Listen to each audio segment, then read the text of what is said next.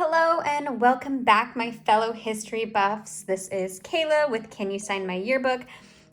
Today I have a really cool yearbook. I don't even know how to explain how beautiful everything is in this yearbook. It's really just like the clothing and the look of everything is just really some of the most beautiful stuff I've ever seen. So this is New York City, 1910, very cool stuff. Something I do want to mention that is not so cool, our history hasn't always been great, and in this book is some offensive stuff. It does have some portrayal of blackface and black cartoons, so I do want to let you guys know in advance that this isn't here. It is an unfortunate part of our history, and I just wanted to let you guys know before we get started so that you are not startled when we come across it. So let's go ahead and get started.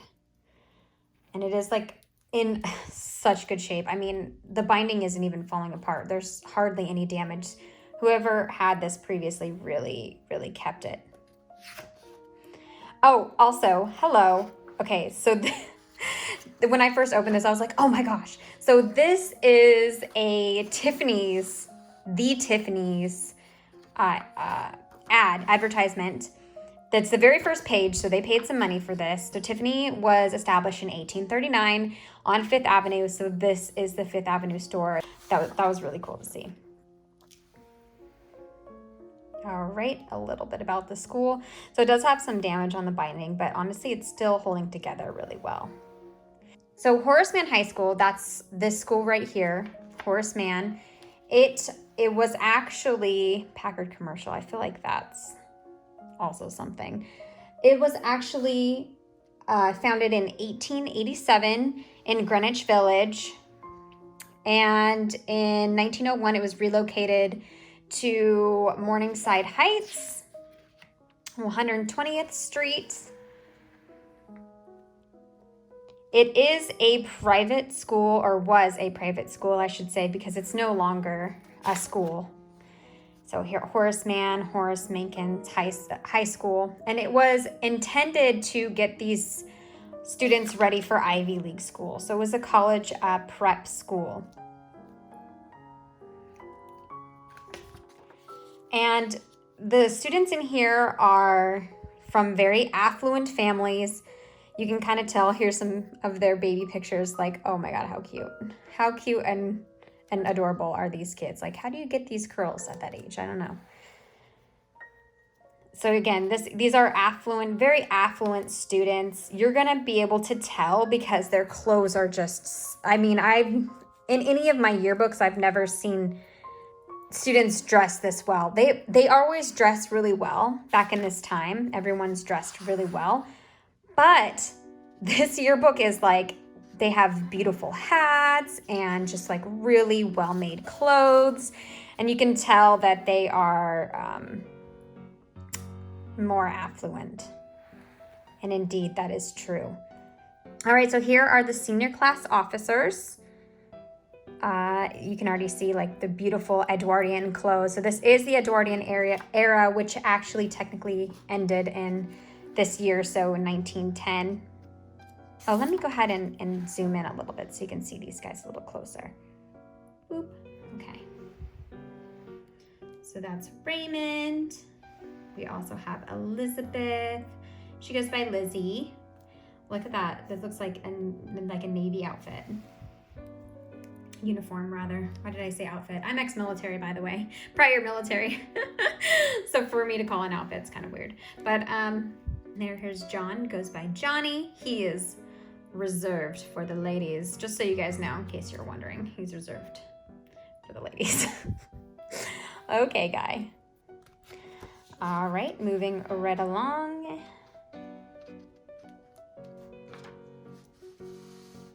So in 1914, they split this school into boys and girls. So at this time, it was boys and girls, but at 1914, they split it into all boys school and all girls school. They moved the boys school to the Bronx, and the girls school remained this same school here. And then, oops, excuse me.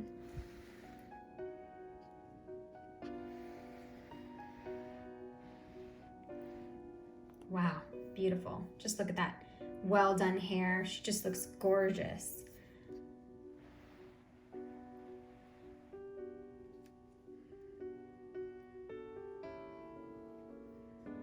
So in 1940, this school, Jane, yeah, that's a very perfect Edwardian name.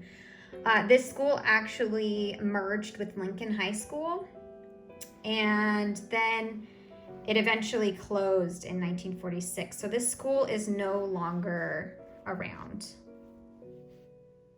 as far as I know, unless they reopened it. But yes, this school was intended to teach these students how to get into Ivy League schools. Okay, so Erna is gorgeous. Look at Lydia's hat. So the style of this time, it is the Edwardian era. You will see a lot of wide-brimmed hats on the ladies, and this style of hair is called the Gibson Girl. So if you've ever seen this before, that's what it's called. And it's very, very common in this time, the Gibson Girl look. Alfie says, God gave me curls. He sure did, my darling. Those are some curls right there. Okay, this is Grace. Beautiful, beautiful hair. Oh, sorry about my daughter. Oh, and in Florence. Oh, do you see her? Florence here. 'Tis well known when to be silent. Okay. So Florence here also has the kind of Gibson Girl look to her. And here we have Beatrix. And Evelyn. Miss Ruth. And Hortensia. That's a very interesting name. I have heard that name before, but I don't think I know anybody named Hortensia. So again, with the Gibson Girl style, that's like the most perfect Gibson Girl style. So you're gonna see a lot of that in this yearbook. Their hair is very well done. Everybody has nice, beautiful tailored outfits. And with the men, they started wearing tailor suits and kind of like a skinnier tie. Oops, so sorry about that. Let me zoom out. Oops.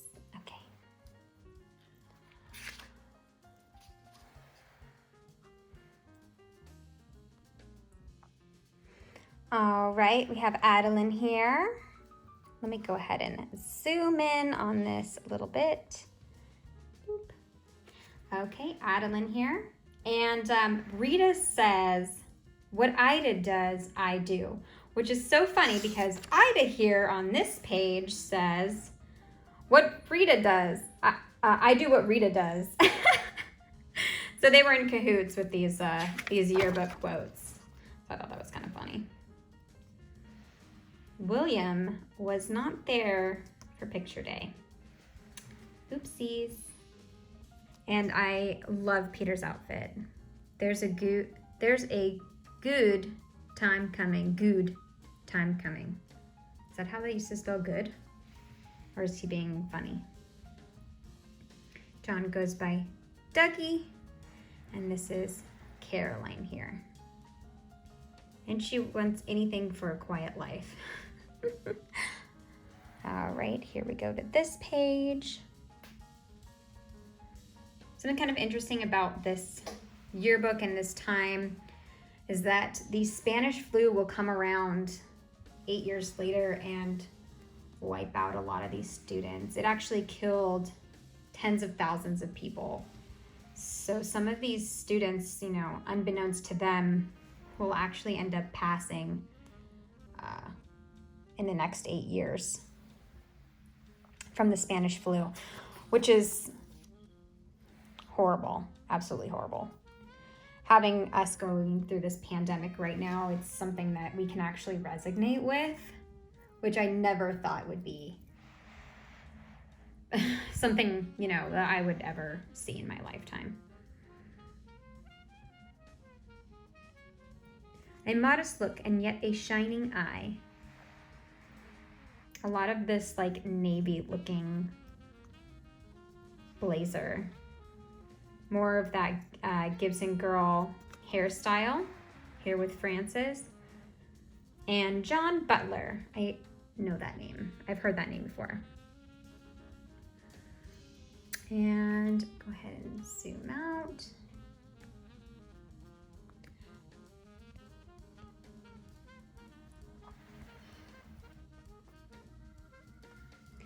So anyways, we're moving out of corsets at this point and moving into more styles for active lifestyles. Look at that. Styles for active lifestyles. Clothes for active lifestyles. Look at that. That's exactly what the Navy uniforms still look like except for the ascot's done a little bit better. Otherwise, you get reamed by your chief. Anybody in the Navy or prior Navy? So anyways, more, if you can imagine this being like for more relaxed clothing than what it was before. I mean, corsets are so constricting. Look at her hat. It's just like, oh my gosh, stunning. I love Herbert's quote here. He says, not simply good, but good for something. Herbert is a mood. Dorothy here. Love it.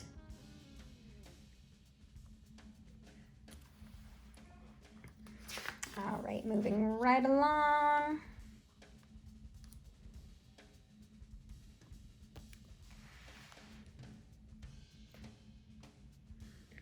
Sometimes I'm not really totally sure what they're saying, I'm not gonna lie.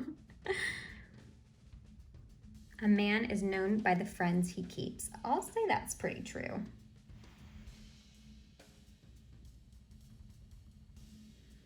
And Augusta has another beautiful wide-brimmed hat, which is very common in the time. These beautiful hats that remind me so much of Rose stepping onto the Titanic.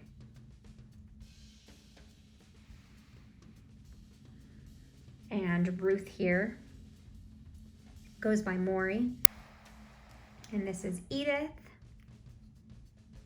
So for the men, we're moving on to more tailored suits, and we wore tuxedos at night, but during the day it was top hats was really common, but this suit with this small tie is starting to be really common. Short hair, clean cut, except for some men will have that mustache and they often curl that mustache. So that is very typical for this time period as well.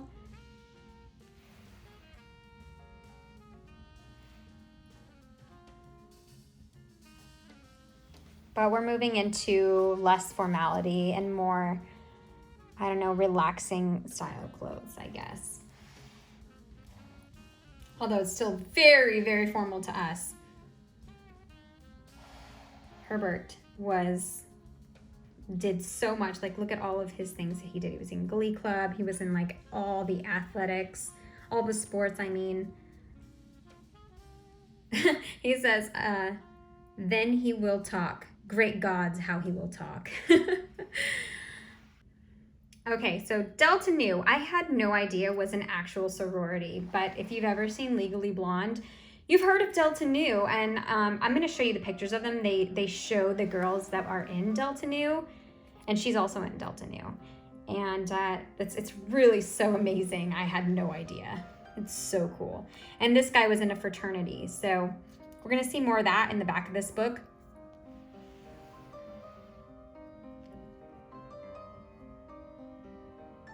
Okay, Sybil, she says, a name which you all know very well, but which no one can speak and none can spell. Yeah, kind of true. Beautiful, gorgeous hair. She's so beautiful, Miss Helen. Warren. Luis. And George was in so many activities as well. I mean, what else did you have to do back then, I guess, you know? All right, so now we're gonna get into, it looks like we have a couple more students. I'll just move that up. And Pauline. All right. Okay, just a little bit of history. And so now we're gonna move into a lot of writing. So I'm kind of gonna blaze through this a little bit if you would like to have a look. So junior history, senior history, and we just passed the freshmen and sophomores. So these are the 1911 class officers. I'll press in on them a little bit so you can have a look. So these are the junior class officers. And also one thing, it did become common for ladies to wear suits as well around this time. So they were starting to wear suits as well, and for their white collar jobs with, well, obviously ties as well. I didn't know that, but I mean, Elsa. Oh no, it's Elsa. Elsa is wearing a tie. And here are the sophomore class presidents, officers. So here we go. He looks like the youngest of all of them, doesn't he? And here's the name of the third years. As is common with a lot of these yearbooks, it only shows the class officers and then the names of the other students. And it's just, the yearbook is really just for the seniors. Beautiful, beautiful.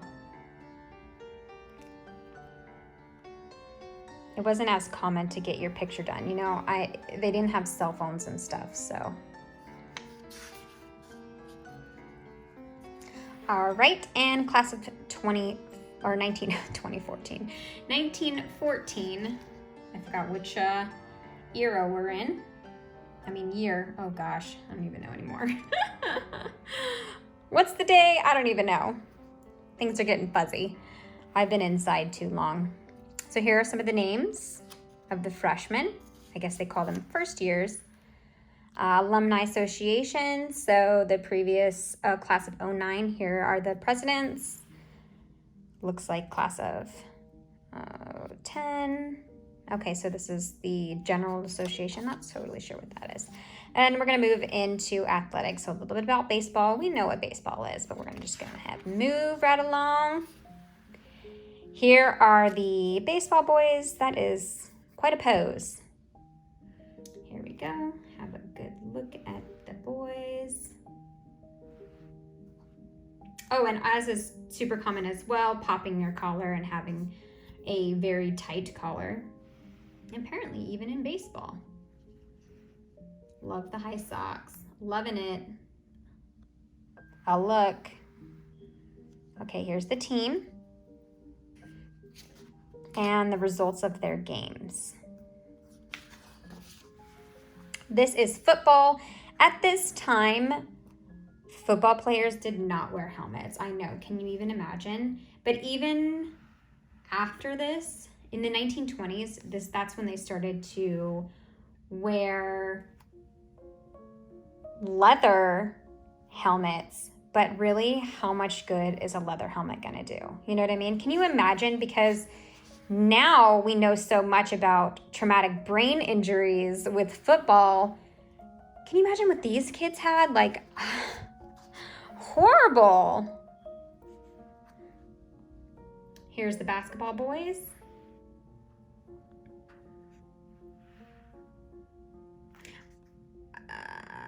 I've seen that kid.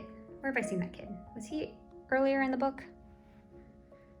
Is he a coach? Oh, he's the captain. Oh, manager. Okay, I see. So they are students. All right. And yes, they had girls basketball teams. And it seems like all my yearbooks, the girls wore very similar outfits to this. And again, with the Navy looking outfits. It's so funny that the Navy still has like the same look to it for their uniforms. Now you know kind of where it came from. If you have a chance after this, if you don't know what the Navy uniforms look like, look up dress blues and dress whites, and you'll see what I'm talking about. All right, second baseball team. I don't know what that means. So there's some of the boys. And the names of the swim team. Moving right along. And the results of the swim team. Okay, we're moving to clubs. And again, we talked about it earlier, but I just want to kind of give you guys a heads up. There's going to be some blackface coming up. So I did want to just warn you guys so you're not shocked when you see it.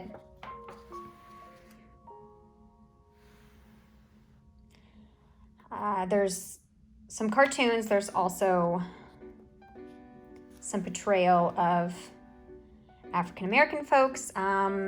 You will have already seen some of it. This entire play is based on, I don't even know what, to be honest, but there's that. Again, I'm not going to talk too much about it. I'm just going to show you guys. All right, let's move on. And here are some photos of the actors in that play and their outfits.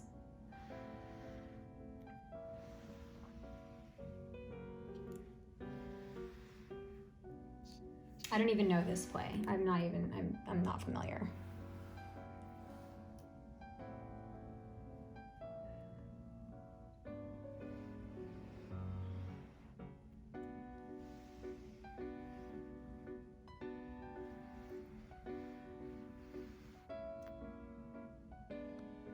All right, now let's move on from this.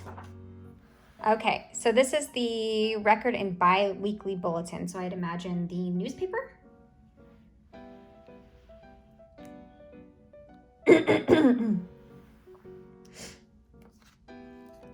And the girls' leagues, different things. I'm not totally sure, but let's go see what we have.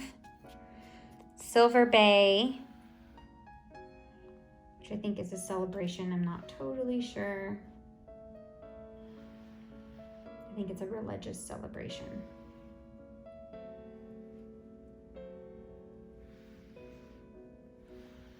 I'll zoom out from that. Boop. Okay.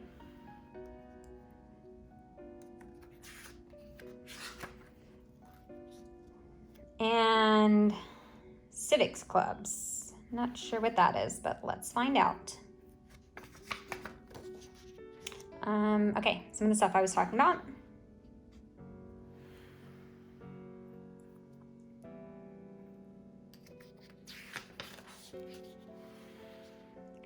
And this looks like Aero Club, so the boys who liked the airplanes. So there they are. Class of 1914.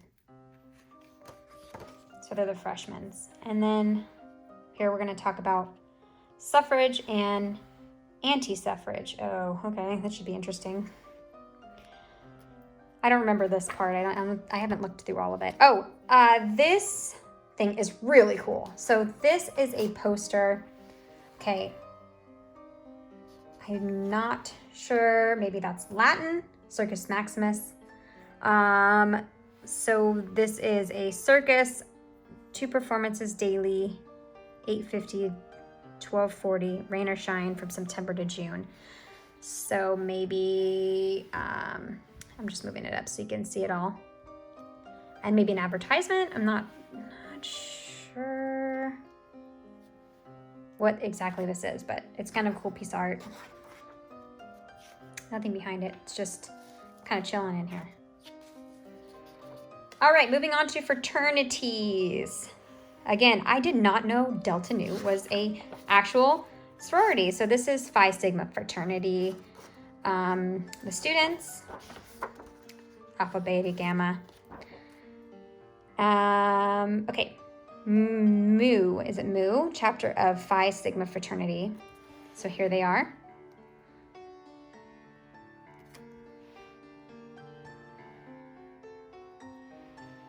I wonder what it was like to be part of a fraternity or sorority back in that time. He looks so young to be wearing a suit like that.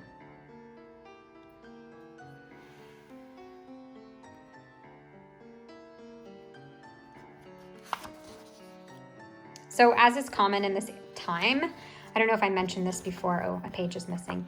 But the men, upper class men were required to wear top hats. Still at this time. Delta Sigma Nu. Okay, we're getting into the ladies. Oh no, still Delta Sigma Nu is the men. But also, some men were moving into wearing the bolo hats, or the bowler hats rather. So those are the ones super familiar with, that are like round and kind of like associate with Charlie Chaplin. So here are their names. And okay, Delta Nu. So excited to see this. Why was I so excited? I don't know. I love Legally Blonde. And I just thought it was so neat. Like, I did not know it was real. Delta Nu. And also, this is a high school, so I'm a bit confused, but we'll just let it be. Theta Chi, or yeah, Chi Society? I don't know. I'm not exactly sure. Again, with the Gibson Girl hairstyles, and that's even Navy rank. What? Like, that looks like a Navy rank.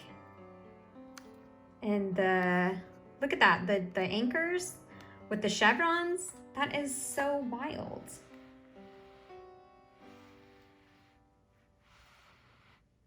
This looks like Navy dress blues now.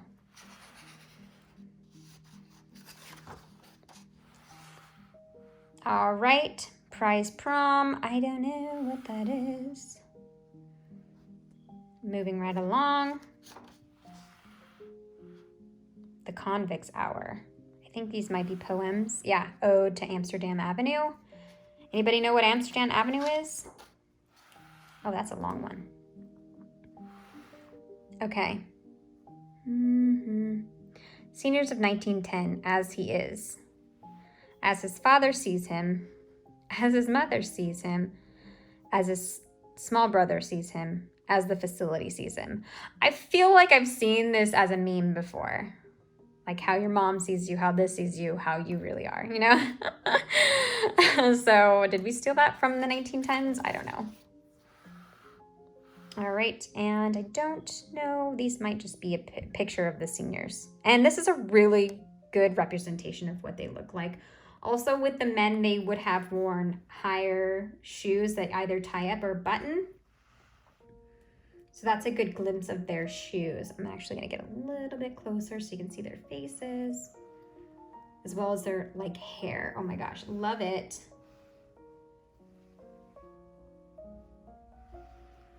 And not to be weird, but let's look at their shoes. So it's higher, see higher shoes. Above the ankle.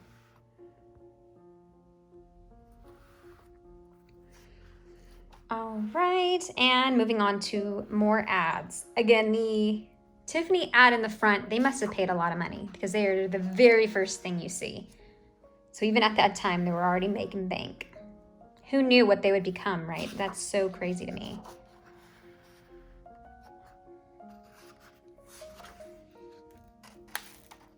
So if you haven't done it already, please drop in the comments below where you guys are joining from. I love to see where my subscribers are joining me from. I have people from all over that watch this, so it's so cool.